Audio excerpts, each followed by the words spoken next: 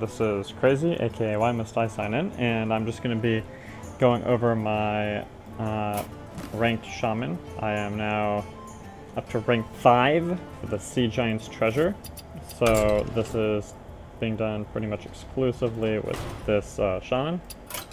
And so let's go ahead and take a look at his deck, and go over my reasoning behind some of these choices. So the core of the deck is, as most Shaman decks are right now, the double Tunnel Trog, the double Totem Golem, and the double Tuskar Totemic. So these are the things that you're always trying to mulligan for.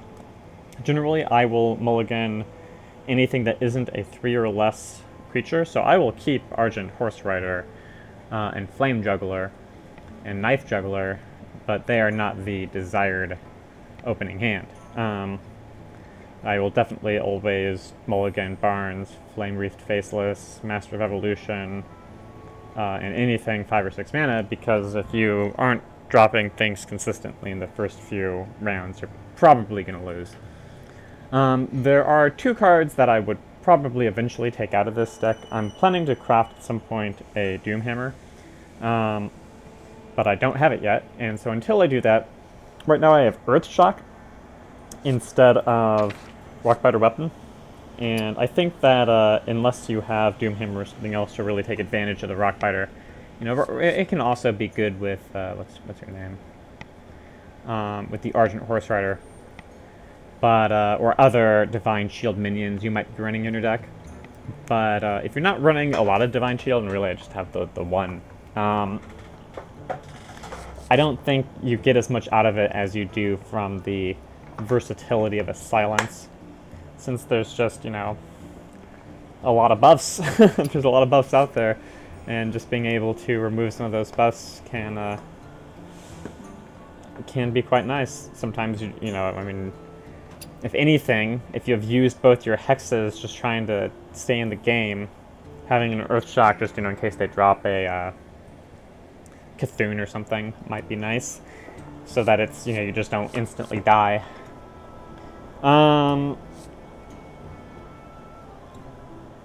I'm running double Maelstrom Portal. That's kind of from this most recent group of cards from this new solo adventure. I think it's practically essential considering how much zoo you see. I can't really imagine taking out this card with the meta the way it is right now. Double hexes, I mean, that's your trump removal. 1 Lightning Storm. Lightning Storm's a good card. I've seen most of the decks I look at only run 1. I only have 1. I crafted the one that I do have. And I haven't crafted another one yet, and I don't really know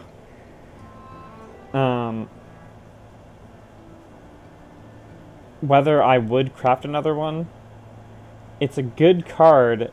I think 1 is essential at least, but 2 might be too much. I'm not sure. I mean, you know, you compare it to Maelstrom Portal, and you know, it's effectively 3 more mana than Maelstrom Portal for 1 to 2 more damage per creature, and you don't get a 1/1 out of it. So sometimes you need that extra damage, though, obviously. Like, I mean, it is worth it to have it, but it's not the truly greatest card of all time. Barnes, I think, runs great with Master of Evolution. He's also fine with Knife Juggler. And the perfect draw, depending on the situation, I mean, every now and then it'll be like, all right, got that Argent Horse Rider, charge Divine Shield 1/1, what's not to like? But really the ideal pull is the Thunderbluff Valiant, so that you can, you know, if you drop Barnes at 6 mana, and you pull a Thunderbluff Valiant, then you can just drop a totem and you're doing the totem buff. It's awesome. But generally, you just get some random mob, some random creature, and then you just buff it up with Master of Evolution. You know, if you're sitting at like 8 mana, you can do it all in 1 turn. And if the 1/1 dies, then the 1/1 dies. It's not really a big problem either. It can also be nice with the Flame Tongue Totem, just having that extra 1/1 on the board. But they die a lot, so that's fine too. Beyond that, you know, Bloodlust, Fire Elemental, Things Below. I at one point was running Everything is Awesome in addition to Bloodlust. You know, you really... it's bad when you have both in your hand at the same time and you don't have enough minions on the board to really make it work. And I mean, they don't really give a lot of burst control. I used to run 2 Flame Jugglers, and I haven't really... I took one out and put in the Argent Horse Rider. I think some people run, like, some other neutral, low-cost minions. And you know, it does depend on kind of what you... just how aggressive you want your deck to be and how much mid-game control you want to have.